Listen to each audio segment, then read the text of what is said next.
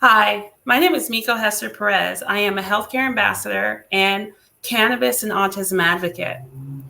In 2009, my son was given 6 months to live with the associations of some of the medications that he was taking to treat his autism symptoms. As a legal researcher, my son ended up being my biggest case. He was diagnosed with anorexia and malnutrition, second to his autism. Initially, when I started research, I was looking for ways to increase his weight. And that's how I stumbled onto cannabis.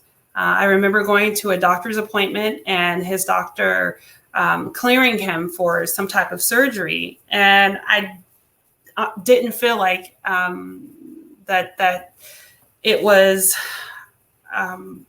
okay for him to have this, to be cleared for the surgery, weighing 42 pounds at 9 years old. And so I remember driving home on that day and looking in my back seat and saying, my son is not going to pass away on my watch. And so by the time I walked in the door, I had thought of Cheech and Chong. And so I said, I couldn't be the only parent that has thought of cannabis. And to my surprise, there was a paper that was written by Dr. Bernard Rimland, the father of the Autism Society of America. And so that's where I started. I was able to put together and compile a very strong case to his medical physicians. And that was the beginning of cannabis being a viable treatment option for not only my child, but other children on the spectrum. And I was courted by a news producer who was aware of what I was doing. And in 2009, we went on Good Morning America and our journey began. It was a journey in which I was not proficient in. I worked in the courthouse and I was a legal secretary. So this treatment option for sure was one of my, was only, sorry about that. I don't know how to close this.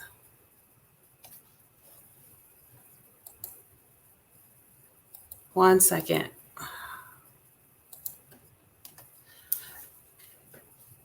So this treatment option was really because I had exhausted. You cannot see your screen. Uh-oh. Can you see it now? Let's see your screen. You see me now? Okay. So in 2009, we went on Good Morning America and we continued to see, at least I continued to see, and everyone around me continued to see my son flourish. And with the legal education to support why this treatment option was successful, I began to take on roles in the industry to represent children on the spectrum. And in 2011, my son was diagnosed with Duchenne muscular dystrophy. So at that point, I had the golden child. I had a child with two misunderstood diagnoses: one, Duchenne muscular dystrophy, which was fatal, and autism. So, had I known in 2009 that I was knocking out two birds with one stone, protecting his muscles as well as providing a healthy environment and building his immune system. And we continued to be placed in articles, and doctors reach out to us all over the world. And so in 2018, Joey passed away with complications with Duchenne muscular dystrophy. And it really confirmed why I'm still here in 2021. My son left me with a full schedule and 2 more items on our vision board. And one of those I continue to honor every single day, and that is every family that contacts me, I answer the phone, and it's me that you speak with. And then also, I continue to provide guidance, in which guidance has become a top priority these days. I find myself attending family law court because of the loopholes that we have set in place, or the lack of resources that families have and are able to find out and be a part of. And so that's one of the reasons why I am very happy to join this Black Cannabis this week. Not only as a mother of a child diagnosed with autism, but now as a advocate who intervenes and makes sure that families stay together. There seems to be a lack of training for social workers and a crash course for courtrooms that are now having to have this one wild card now, since we've added it on a list of conditions. And so I am spending a lot of my time, speaking with physicians that are able to help with some of these cases, family law cases, but also, to empower families on providing them with guidance on how to get your license, how to build a file just in case CPS contacts you, how to, know that you're going to a compliant dispensary, how to read a lab and analytics report. These are things that, right now seem to be a top priority for me, as more and more families look to this as a viable treatment option. And so I, again, feel like this is the perfect platform to be able to speak on behalf of families like myself, as well as families nationwide. We are lacking the guidance from advocates who understand the dynamics in our homes, as well as the legal dynamics and the healthcare legal dynamics. And so I can be reached at any given time at Meiko at uf4a.org. You can also Google my name. I do respond to my emails personally before I decide to refer you over to a medical professional. But I feel, since 2009, I'm still here, and I'm still advocating for families. I'm still providing guidance.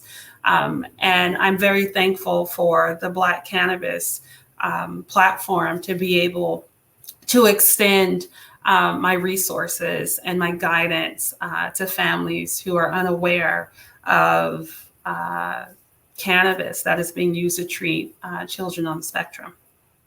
So thank you.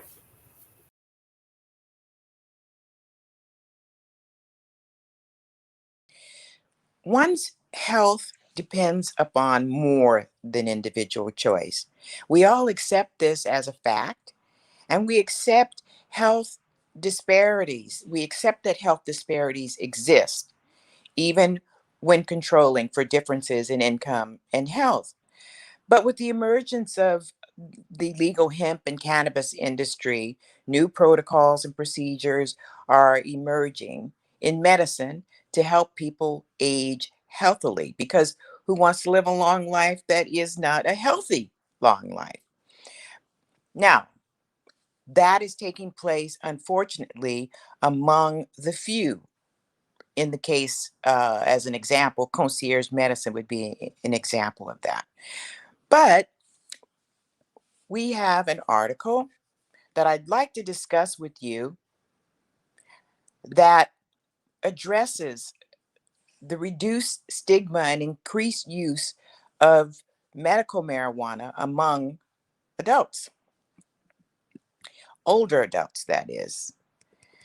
So, this article suggests that there are several silver haired patients coming in to discuss the pros and cons of medical cannabis at this point in life. You have people ranging from those suffering from kidney failure who no longer want to take pain medications, but they're still looking for ways to manage chronic pain, to patients in their 90s who are just looking for a good night's sleep. Um, and some of these patients, like me, are children of the 60s. We're comfortable with the idea of consuming medical marijuana, but we still conduct ourselves as if we're breaking the law. So there's a recent study that the Journal of American Medical Association, the Journal of the American Medical Association published, and I just want to run through that with you quickly. And it is about cannabis use among older adults, and older adults are as defined as those of us who are 65 and above. It has increased in the study over the past year. Use went from 2.4% to 4.2% between 2015 and 2018. And this is consistent with what point of sale information is kicking out on what is being purchased in the dispensaries. Of course, this does not account for uh, consumption that is purchased in the legacy market. But this is what is documented, you know. And the question is why? What's behind this trend? You know, there seems to be a confluence of reasons for this. The article says that the decrease in stigma associated with cannabis use is part of the reason.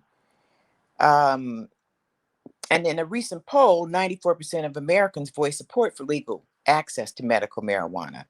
Some of this is also a function of legalization in a number of states. It's also a function of acceptance by large organizations like AARP, who are for cannabis in legalized states only. But then you have to ask yourself, why is that? Well, AARP is an insurance company, and somewhere down the road, if you look ahead, medical marijuana, perhaps just for certain conditions, there'll be reimbursement for that. I'm projecting that. I don't know that to be true, but I suggest that that may be part of the case. Any case, the marker for the decrease in stigma is the 38 million member AARP. They said that they support medical marijuana among for older adults where it's been legalized, if it's in consultation with a medical provider. What else could they say, right? But what conditions are older people really seeking more information about cannabis for? The truth of the matter is that we need the same information for the same conditions that younger people are requesting it for, and that is pain, insomnia, neuropathy, anxiety. And let's just add recreation to that as well. There's no difference really between what I would want it for and what someone younger would want it for. Um, there are risks, though, for older people that are not as prevalent for younger people because we, as older people, are often taking other medications. And so some thought has to be given to the fact that there might be some interaction between existing medications and cannabis as medicine. And that's kind of a reason that you want to have some involvement with people who know more than you about the endocannabinoid system, about terpenes, about cannabinoids in general, to help you mine this area. Older people tend to have comorbid health conditions, and we often are taking multiple medications. Cannabis, according to this article, has about 600 chemicals in it, and in theory, the two main active ones are THC and CBD, and that either of these could either increase or decrease the blood levels of other drugs that we're taking by affecting the enzymes in your liver that help to metabolize your medications. I'm not a doctor. I'm reading this from this article penned by a doctor. So these are concerns that I have as a patient suffering from hypertension who takes medication.